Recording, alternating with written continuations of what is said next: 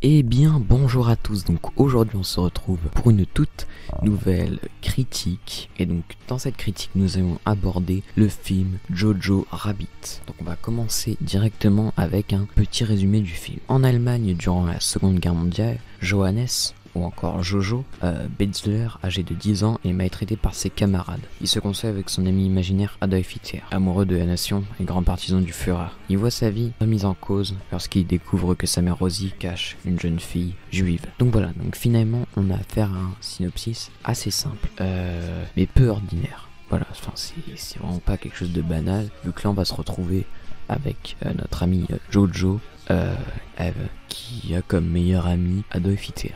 Donc voilà, bien sûr c'est un ami imaginaire. Donc du coup, qui réalise ce film avant tout? Eh bien c'est Taika Waititi, que vous devez peut-être connaître pour Vampire en toute intimité, ou encore Thor Ragnarok. Voilà, mais voilà, il a fait quelques autres films, et là, honnêtement, voilà, spoiler, il nous livre vraiment un film vraiment très bon. Clairement, voilà, je pense que ce film, ça va vraiment être son petit bébé, même si je pense pas que ça soit ça, mais à la différence d'un Thor Ragnarok qui doit vraiment être qui est plus, je pense, un film sur commande, même si, voilà, après je pense qu'il a quand même été content de faire ce film, parce que c'est pas rien de s'occuper d'une licence Marvel, même si c'est pas toujours de qualité, bref. Donc ensuite, le casting, qui pour moi est plutôt pas mal. Donc on retrouve comme Jojo Brett Betzler, putain j'arrive pas à le dire, Roman Griffin Davis. Donc c'est son tout premier film. Voilà, je crois qu'il y a eu plus de 1000 auditionnés et c'est lui qui a été choisi. Donc ils ont pas pris ça à la légère. Et moi je trouve qu'il est plutôt bon. Il y en a beaucoup qui disaient que c'était une révélation, etc. Non, je peux pas dire que c'est une révélation, mais après le gars, je sais pas quel âge il a dans la vraie vie, il doit avoir 10-11 ans, comme dans les films. Mais c'est vrai qu'il joue bien pour son âge quand même. Après une révélation, moi j'ai beaucoup plus aimé par exemple son pote, il me faisait vraiment rire. Son pote avec ses lunettes, même s'il est là, justement là que pour faire rire. Bref. Alors que Roman Griffin Davis, donc Jojo, te procure également des émotions. Parce que ce n'est pas uniquement une comédie, on va y revenir après. Donc ensuite, le rôle de la juive. Donc on retrouve Thomasine Mackenzie, je ne sais pas si je dis bien qui interprète Essa Core. Donc elle va jouer prochainement dans Last Night in Soho, un film que j'attends beaucoup, de Edgar Wright, mais également Top Gun 2. Là par contre à l'inverse je n'attends pas du tout. Et elle a déjà joué sinon dans Le Roi, un film Netflix que je vous conseille. Et ensuite on a également Scarlett Johansson qui interprète Rosie Betzler, donc la mère de Jojo. Donc voilà, qui joue Black Widow dans les films Marvel, mais qui a également joué dans par exemple Lost in Translation, Le Prestige de Nolan, etc. Voilà, elle, on ne la présente plus, mais voilà, on a également Sam Rockwell, et quelques autres, enfin on a d'autres acteurs quand même dans ce film, hein, donc pas autant de 3 personnes. D'ailleurs Taika Waititi, justement, c'est lui qui joue Hitler, et honnêtement c'est hyper plaisant, parce que justement il aime bien jouer dans ses films, et là il est vraiment excellent en Hitler. Voilà. Donc moi je trouve que c'est vraiment un film à la fois émouvant, parce que c'est une comédie, c'est une satire, ouais, c'est un film qui est fait pour se moquer des nazis, et ça est fait plutôt bien, mais c'est également émouvant parce qu'il y a vraiment un message, on va dire, derrière. Donc avec la juive, qu'est-ce qu'il doit faire, est-ce qu'il doit se conduire en homme de la nation, ce petit Jojo, ou alors ne rien dire. Bon, de toute façon il n'y a pas vraiment le choix, parce que si ça tenait qu'à lui-même, il l'aurait dénoncé, on le voit très bien, mais bon, il y a un petit dilemme qui s'impose quand même. Bref, voilà, pour ceux qui n'ont pas vu le film, je sais pas en dire davantage, mais voilà, c'est poétique, c'est vraiment original. Moi j'avais jamais vu un film comme ça. Enfin, bon, déjà quand tu commences avec Hitler qui est ton meilleur ami, pourquoi pas. Voilà, c'est vraiment farfelu, c'est drôle, alors que voilà, l'époque et le sujet est loin de l'être. Très clairement, je pense que pour certains peut-être que ça peut faire à la limite polémique, ce film, parce que ça va assez loin, mais ce qui est bien, c'est qu'il sait pas, parce que le film dure presque il dure 1h48 il me semble. On n'est pas dans la comédie tout le temps, on est surtout dans la comédie un peu au milieu. Il y en a par-ci, par-là, partout dans le film, mais c'est surtout au début et à la fin qu'il y en a énormément. Voilà, justement c'est pour ça que j'ai beaucoup aimé, parce que direct le début te lance dans le rythme, et justement après il y a un petit truc que je vais reprocher, il y a quelques ruptures de ton un peu gênantes, peut-être quelques coups de mou, on va dire, notamment voilà, au moment où t'as la juive qui arrive, toute la relation entre Jojo et la juive. ça, il y avait des moments un petit peu mous. Voilà, je vais pas vous le cacher. Donc ça peut un peu sortir du film, mais c'est pas non plus si gênant que ça. Voilà. Donc du coup, c'est quand même assez difficile de faire un film comme ça, et rien que pour le portage de couilles de Taika Waititi, j'applaudis. Donc on a également dans ce film une colorimétrie qui est vraiment bonne, vraiment ça fait pop, ça. Enfin, moi j'ai beaucoup aimé. Je pense que ça a pas mal contribué à un avis positif sur ce film. Donc voilà pour la colorimétrie que je salue. Du coup voilà, enfin pour moi c'est vraiment une petite pépite ce film.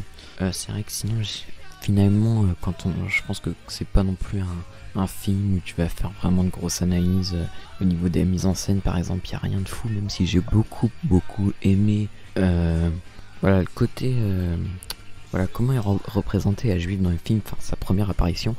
Ça fait vraiment The Grudge, les films Ju-On, les films japonais, Ring, tout ça. Et moi j'ai beaucoup aimé parce que justement, enfin ça représente vraiment les juifs comme des entités de films d'horreur, alors que finalement quand elle sort, tu te dis ok, en fait non, ça, voilà, elle est normale. Et donc voilà pour ce petit côté. Sinon j'aime beaucoup, peut-être pas beaucoup, mais je trouve que la BO est quand même assez sympatoche, honnêtement. Alors peut-être pas l'entièreté de la BO, mais il y a quand même quelques titres sympathiques. Donc ça, c'est plutôt cool. Donc je vais également aborder les nominations qu'a eu ce film. Voilà, pour les Golden Globes ou encore les Oscars, parce que c'est également un film qui m'attirait pour ses nominations aux Oscars. Bon, pas que, déjà rien que quand on m'a dit qu'il y avait un gars qui a 10 ans, voilà, il s'appelle Jojo et son meilleur ami c'est Adolf Hitler. Ça m'a donné envie. J'ai vu l'affiche, ça m'a donné envie clairement. Mais voilà. Donc au niveau des Golden Globes, donc le film donc a été nominé dans la catégorie meilleur film musical ou comédie. Alors à la limite comédie, alors je ne sais, bon déjà c'est pas du tout pareil, je sais plus quel film a remporté ce prix, mais non, je pense qu'il n'aurait peut-être pas mérité. C'est pas non plus un film qui mérite d'être la meilleure comédie de l'année, dans le sens où c'est pas non plus son but premier. Oui, c'est totalement délirant, etc. Même s'il y a des très bonnes comédies où t'as vraiment des émotions tristes qui ressortent. Là, c'est vraiment le cas de Jojo Rabbit. Limite, pour moi, il y avait plus d'émotions tristes dans le film que de comédie. Clairement, de la comédie, t'en as, comme j'ai dit tout à l'heure, par-ci par-là, beaucoup à la fin, beaucoup au début. Mais voilà. Même si finalement tout ce film est une comédie, rien que par son pitch quoi. Donc après, peut-être que mes arguments sont pas hyper convaincants, mais je pense que voilà, ça méritait peut-être pas de gagner, mais de toute façon je crois pas qu'il ait gagné, je crois pas qu'il ait gagné de toute façon ses prix aux Golden Globes. Il avait également été nominé pour le meilleur acteur dans un film musical ou une comédie. Là non, pour moi, je sais pas, je pense pas, il y avait quand même, il me semble, pas mal de concurrence. Alors je sais pas du tout s'il y a un espèce de truc, si c'est pas officiellement ça, parce que le gars il y a 10 ans, enfin je m'y connais pas du tout dans les Golden Globes, peut-être qu'il y avait aussi d'autres acteurs de son âge, enfin je sais pas du tout. Ou si alors c'est genre tous les acteurs dans la même catégorie, parce que je crois que c'est justement Elton John qui a gagné ce prix. Bref, on va passer aux Oscars. De toute façon, moi, les Golden Globes, c'est pas le truc qui m'intéresse le plus en vrai. Voilà, il y a les Oscars qui arrivent. Honnêtement, je pense que je vais vraiment essayer d'être à fond au niveau des Oscars. Donc, meilleur film, voilà, globalement, non, clairement, c'est pas du... C'est un très bon film, mais il y a quand même bien mieux. Il y a quand même eu bien mieux en 2019. Meilleure actrice dans un second rôle pour Scarlett Johansson, eh bien pourquoi pas, mais voilà, je manque d'expérience parce que j'ai vu un petit peu les concurrentes et honnêtement j'avais pas vu les films dans lesquels voilà, pour lesquels elle jouait quoi. Ensuite meilleur scénario adapté, parce que oui, ce film est adapté d'un livre, donc je sais plus comment s'appelle le livre. Voilà, donc moi je trouve que c'est plutôt bien adapté, mais j'ai pas lu le livre donc je peux pas dire. Donc voilà, Et pourquoi pas, ça serait quand même cool qu'ils repartent avec un ou deux, un Oscar au moins. Un Oscar, ça serait bien, parce que pour moi, il mérite pas déjà 6 Oscars. De toute façon, il y aura pas 6 Oscars, c'est impossible. Je doute même pour qu'il y en ait un, donc voilà, parce que finalement, il y a quand même du lourd en face. Mais voilà. Ensuite, on a meilleur décor et direction artistique. Alors, les décors, ils sont pas mal, et la direction artistique, voilà, comme je vous l'ai dit, est vraiment cool. Mais voilà, pour moi, c'est pareil, il y a quand même du très lourd autour. Et en plus, après, je pense qu'il devrait, pour faire gagner ce prix, prendre également le budget en compte, parce que je crois pas que ça soit un film qui coûtait énormément également, comparé à d'autres de ses concurrents. Ensuite, meilleur costume. Voilà, moi, je trouve que ça représente vraiment bien les nazis au niveau des costumes, etc. Mais il n'y a pas non plus de trucs de ouf. Et meilleur montage, moi j'aurais donné à Joker ou à Parasite. Donc non, pour moi. Donc du coup, je suis en train de dire que pour moi, ce film mérite pas forcément d'Oscar, sauf peut-être pour Scarlett Johansson, pourquoi pas. Et à la rigueur, ouais, peut-être le scénario adapté ou décor et costumes s'ils prennent le budget en compte, mais pour moi, il y a quand même eu mieux durant l'année. Donc du coup, j'espère que cette petite vidéo, eh bien, elle vous aura plu. Si oui, n'hésitez pas à la liker, à vous abonner. Allez, salut!